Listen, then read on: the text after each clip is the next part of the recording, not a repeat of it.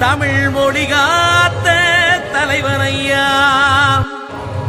ஞான பழம் கேட்ட குழந்தையா, அப்பனுக்கு பாடம் சொல்லி ஆறுபடையாட்சி செய்யும் ஏசாமி முருகனையா. வெற்றிவேல் முருகனுக்கு.